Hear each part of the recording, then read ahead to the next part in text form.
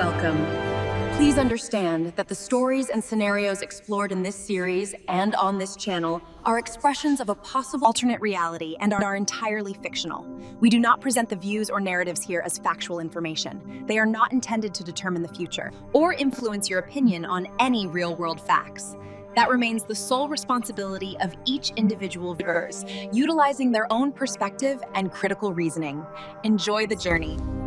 If you are like our other friends and would like to contribute to our channel, and you are interested in more content, help us increase our abilities by becoming one of our customers on the World Wide Web at our e-commerce website, dignityback.com. Enough with my digression. It would be very rude of me not to introduce myself. I am Professor Payne, and this is how the version of this story begins. I will be back soon, little bro. Eat some grub. You're gonna need the energy when we will play ball. This morning started like every other morning for the guys. Smokey waited patiently while his owner caught a few waves.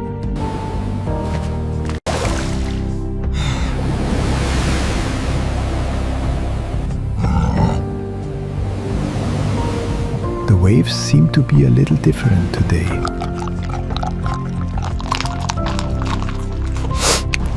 Then Smokey noticed something beneath the waves.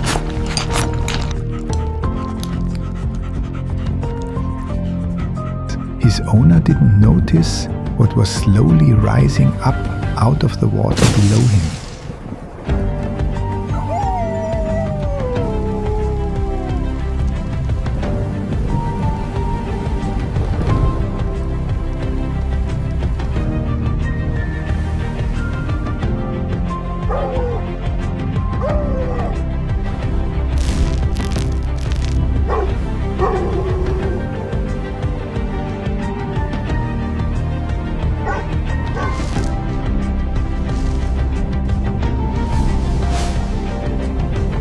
This is simply a case of the wrong place at the wrong time.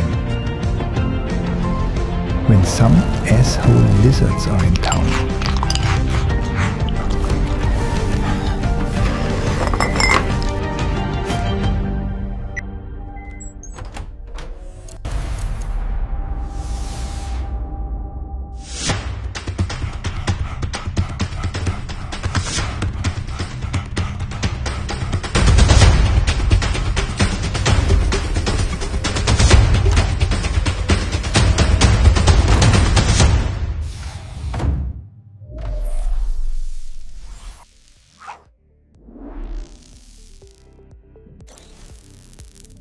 Welcome.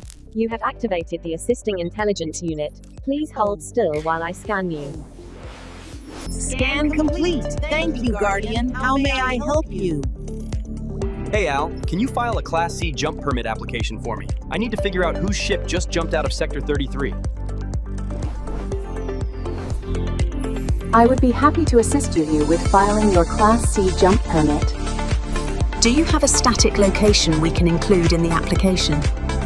No, it's not a static location.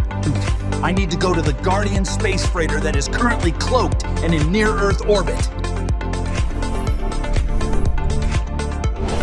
Scanning near-Earth Guardian orbital fields.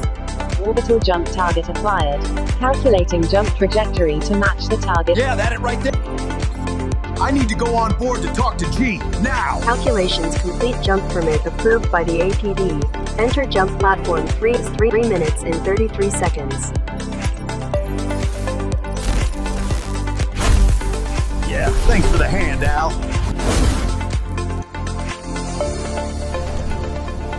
Please enter jump platform number 3. Jump commencing in T-3 minutes. I hate this shit.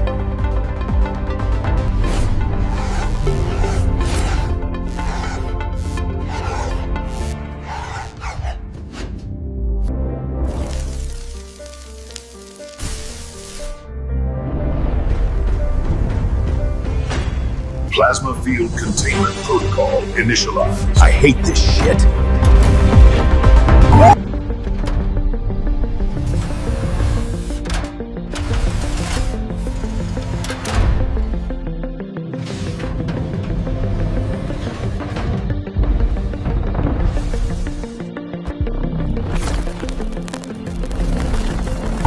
Incoming Earth teleportation signal received. Downloading initialized. Stand by for signal transmutation. Download complete, materializing the signal.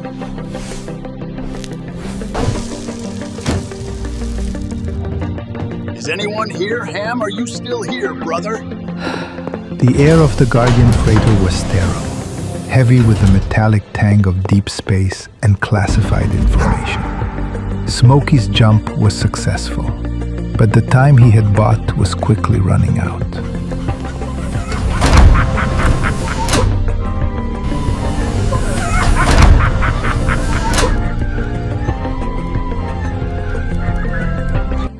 Excuse me, I heard I can get an autograph from the first surviving astronaut from the National Aeronautics and Space Administration in here. Well, look what the cat drug in. If you're sober enough, I can really use a hand. I don't have any. Ha-ha. I thought you said you were gonna be retiring and just gonna hang out on the beach for a while? I wish, brother. My human was just abducted, and I need to assemble a team. But first, I need to speak with G-Unit to get some intel to plan the mission. Brother, I will be your wingman any day, but we need to go to the mansion if you want to go see Giovanni. He said there wasn't enough up here to keep him busy anymore. Come on, old buddy, I will help you get your suit. As the two prepare for a tandem jump through the multidimensional fabric of reality, there is an important detail for you to know. In 1961, Ham was NASA's first astronaut to survive takeoff and re-entry into Earth's atmosphere. However, there were some complications. After Ham's capsule was blown, of course, he almost drowned from water intrusion through the seals around the door that did not survive the plasma's heating exposure during re-entry. When the retrieval team finally made it to the capsule, Ham was unconscious and had to be revived. Some say that's the day he met the Creator and came back on a mission. But he claims he has no memory of the experience anymore. And I am the guardian of quantum mechanics. My kind were selected to keep watch of this planet long ago. And this is how I fit into this version of reality. We vowed to watch the wilderness and ward away any who dared to threaten all of the different ecosystems we know here on Earth. The first place I have ever called home was deep in the Himalaya mountains.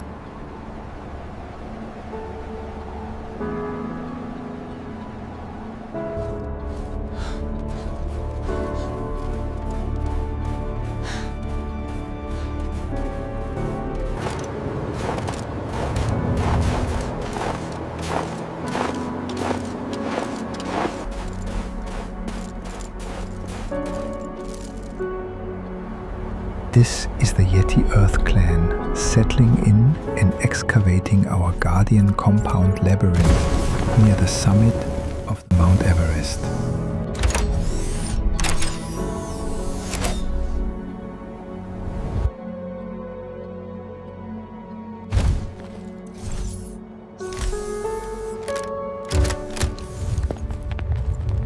Generations came and have gone over these last 12,000 years, but our clan has never faltered on our duties. I was born in the spring following the hibernation of 1937. My eyes were still undeveloped and was still completely reliant on my mother to survive. Most of my time was spent nuzzled tightly in her beautiful white fur. Before the last elder passed back into the great cosmic ether, he spoke of a great evil that was building, and how the greatest battle was an impeding force to be encountered on Earth. It all began one cold, early autumn morning in Belgium.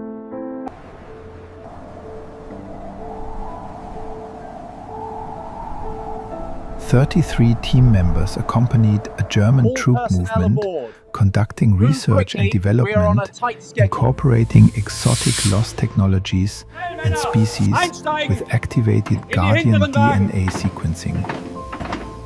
My clan were deep inside our cave, preparing to hibernate. It was just before the winter of 1938 when they came for my clan and I. They called their mission an expedition, but what ensued was a massacre. Dr. M. Miller and Sergeant Fiel de Gazenfou are on a dual secret mission and expedition. How long is this ride, brother? 33 days, or if you may, around 792 hours. Well, I guess this is an 8-part journey then, and that's just counting one way.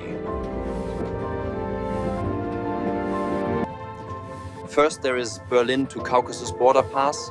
Then next, we have to cross of the Soviet Union. Across Persia to Afghanistan border. Then next, we will arrive in British India. Then finally, we turn towards the Himalayas. And then we have 4 days to establishing a base camp before the season changes for the worst. Ascending the Ice Kingdom, we have a 4-day hike. Trekking into the inner Himalayas.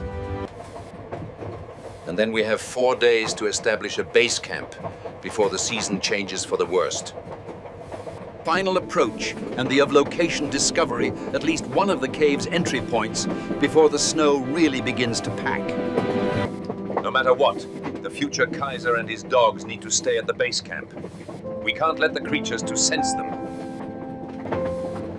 If this mission fails, it will affect the entire reality of existence on this timeline. If this expedition fails, it will affect the entire reality of existence on this timeline. We must rest, brother. We have a strenuous journey ahead of us. One last chance to preserve German heritage with the next Kaiser, Fürst Hans de Arnot, and also obtain additional samples or specimens from my clan to further develop the wunderbare Waffen, or wonderful weapons in English.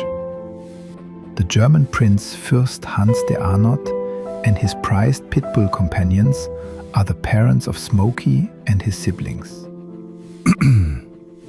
The journey began with the rhythmic clatter of the train wheels across Germany, then Poland, and finally into the vast snowy expanse of the Soviet Union. The mood in the specially designated carriages was a mixture of tense anticipation and the stifling silence of men aware of the immense secrecy surrounding their mission.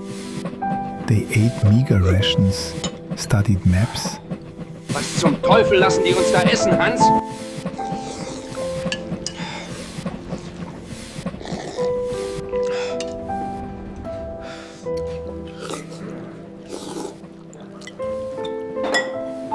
Ich bin davon satt, den Rest können die Hunde haben. And Dr. Miller meticulously translated further fragments of the Tibetan text. The ancient script referenced the specific altitude and orientation, 33 feet below the apex, facing the sun's first kiss at the 33rd degree. Day 4 through 7, the crossing of the Soviet Union. As they pushed deeper, the landscape flattened into an endless white canvas. The biting cold seeped into the train, despite the efforts of the stokers. Conversations grew sparse, replaced by the huddle of bodies seeking warmth. Richter, however, remained energized, pacing the length of his compartment, convinced they were on the cusp of an unimaginable discovery. Dr. Miller, on the other hand, felt a strange unease. The old map, he realized, wasn't just a geographical guide. It pulsed with a deeper, almost sentient energy. The crossing of Persia to the Afghanistan border. First, they had to make it out of the Soviet Union with their skins.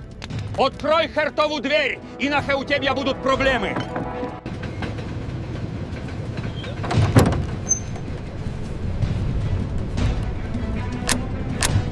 Он застрял. Сержант Вальдамир Доркавиге. Разбей этот немецкий кусок дерьма. Before the Soviet troops' orders reveal what is in this train car, an important detail must be known. Following the collapse of World War I, the Kaiser faced the ultimate price: exile. On November 9, 1918, he was stripped of the German throne and fled to the Netherlands, abandoning the vast fortune of his dynasty to his only living child, and a portion of this fortune, Secret Service Officer Haley Herzeleide with the German Kaiser Guard, grows slightly impatient with the delay at the Soviet Union and Afghanistan border. Excuse me, boys, may I please have a turn? Извините, ребята, можно и мне? Тёма!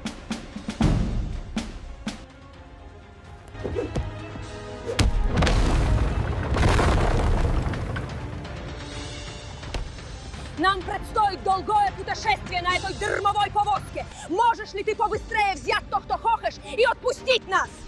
Is being utilized to secure the safe passage for the young first German prince under her command, under the new identity of Arnot.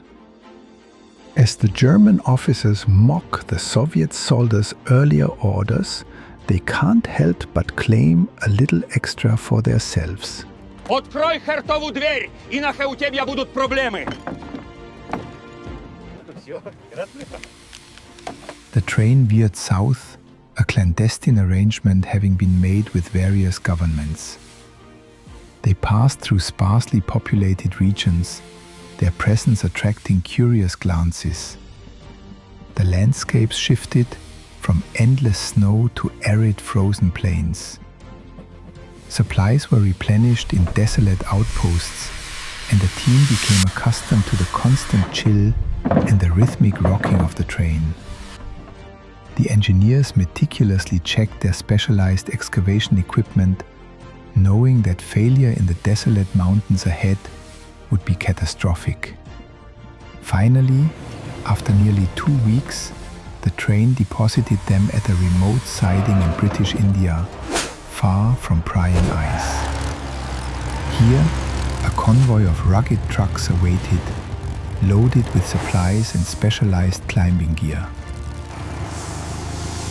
General Brauchitsch, sir. The scout has begun his mission. The scout has begun his mission. Bring mir seine Botschaft, hübscher Vogel. The air grew thinner, the peaks of the Himalayas, shrouded in mist and snow, appearing like distant, ethereal gods. The real challenge, they knew, was about to begin. The sheer scale of the mountains was awe-inspiring, even for the seasoned mountaineers among them. The views and narratives presented in this video and across this channel are works of fiction and are intended purely as an exploration of an alternate reality. Nothing shared here is presented as fact, nor is it meant to predict the future or